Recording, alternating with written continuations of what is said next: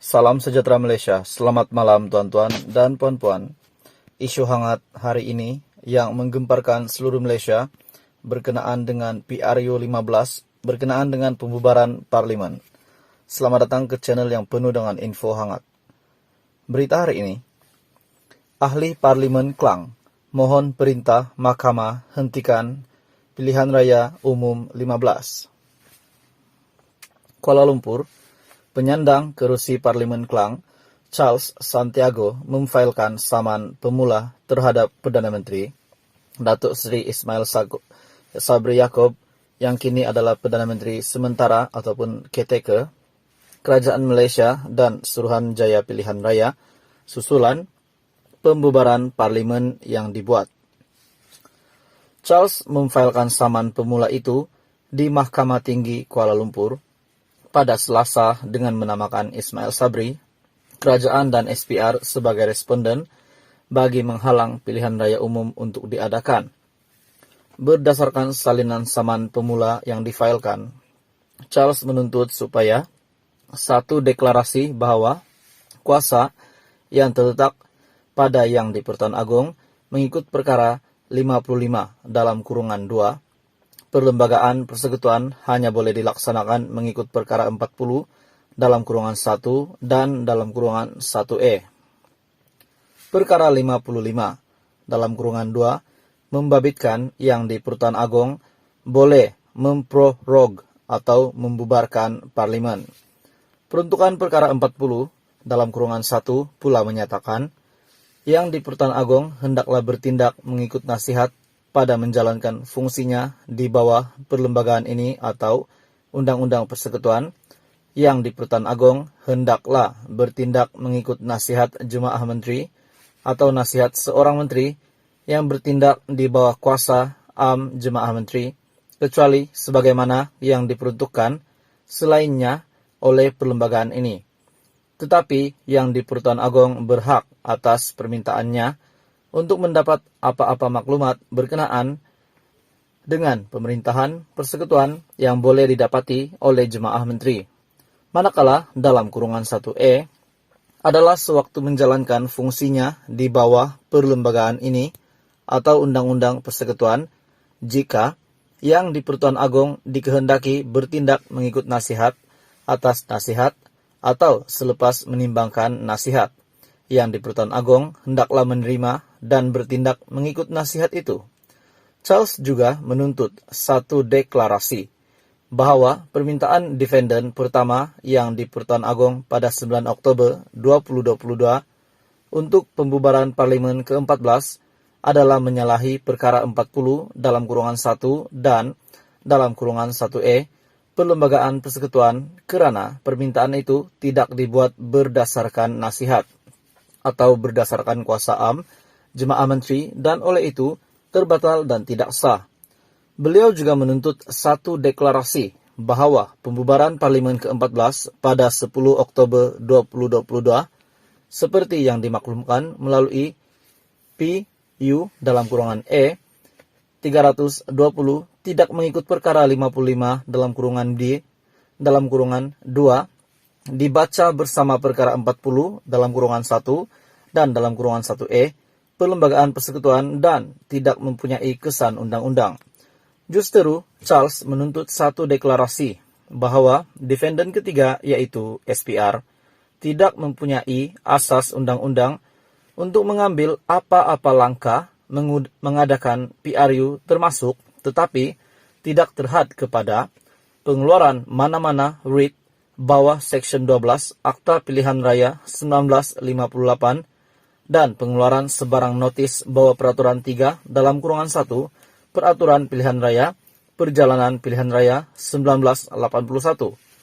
Beliau juga memohon suatu perintah dikeluarkan Mahkamah Tinggi untuk menghalang defendant ketiga dan ejen, penghidmat dan atau pekerjanya daripada mengambil sebarang langkah untuk mengadakan PRU berdasarkan kepada pembubaran itu, termasuk tetapi tidak terhad kepada pengeluaran sebarang writ bawah Seksyen 12 Akta Pilihan Raya 1958, pengeluaran mana-mana notis bahwa Peraturan 3 dalam kurungan 1 Peraturan Pilihan Raya perjalanan pilihan raya 1981 dan atau daripada memberi kesan kepada mana-mana writ atau notis sedemikian jika dikeluarkan. Beliau turut menyertakan affidavit sokongan yang antara lain menyatakan antara fakta menyokong Saman Pemula berkenaan termasuklah banjir yang melanda pada Desember 2021 serta bantahan parti-parti yang tidak bersetuju dengan pelaksanaan dalam situasi ini. Sementara itu, Charles ketika dihubungi Estro Awani pada Rabu mengesahkan tindakannya itu. Isnin lalu, Ismail Sabri mengumumkan pembubaran parlimen selepas mendapat perkenan yang di Pertuan Agong bagi memberi laluan PRU 15 diadakan. Sumber berita Estro Awani. Ahli Parlimen Klang mohon perintah Mahkamah hentikan PRU 15.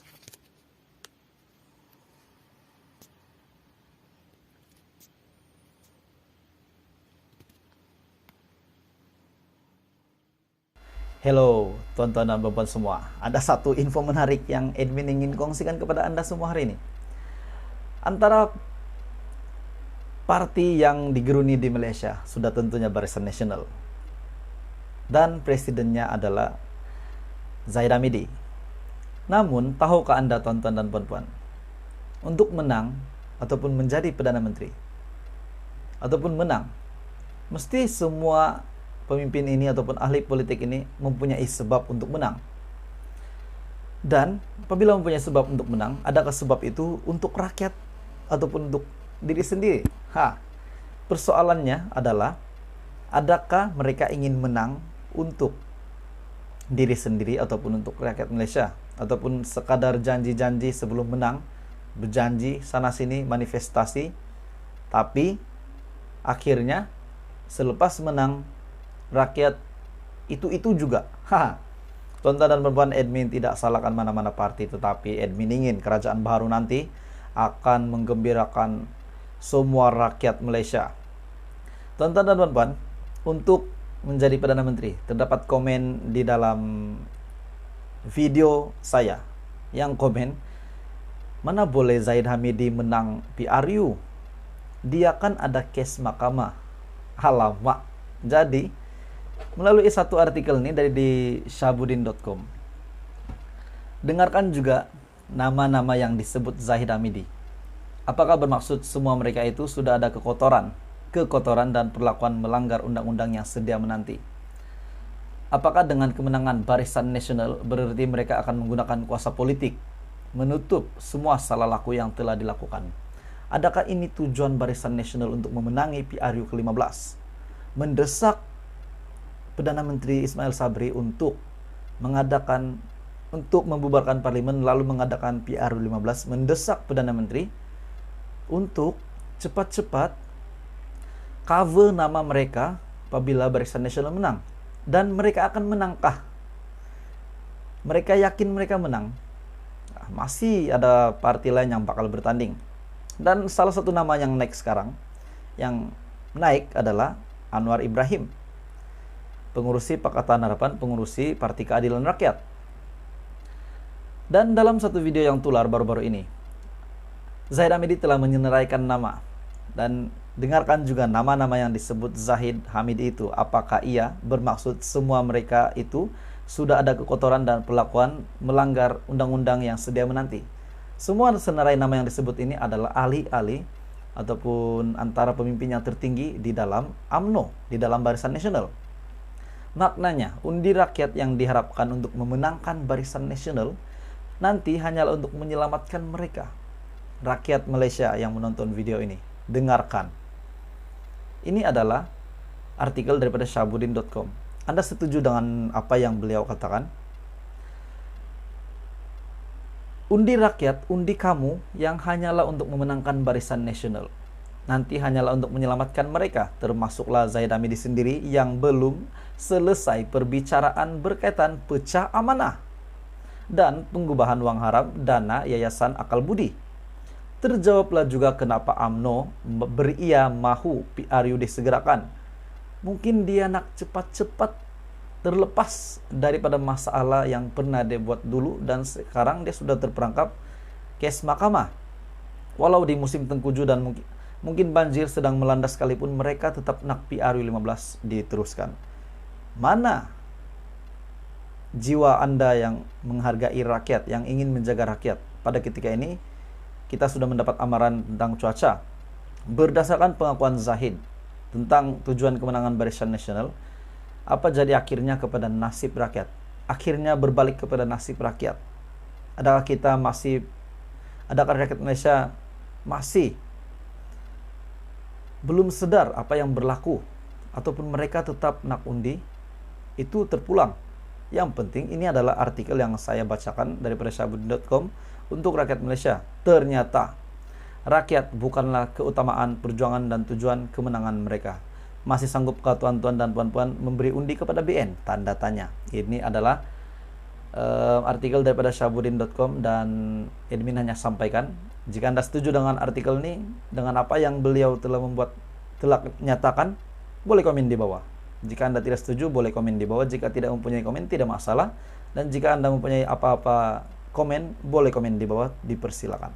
Apapun kita berdoa supaya negara kita Malaysia makmur, damai, sejahtera.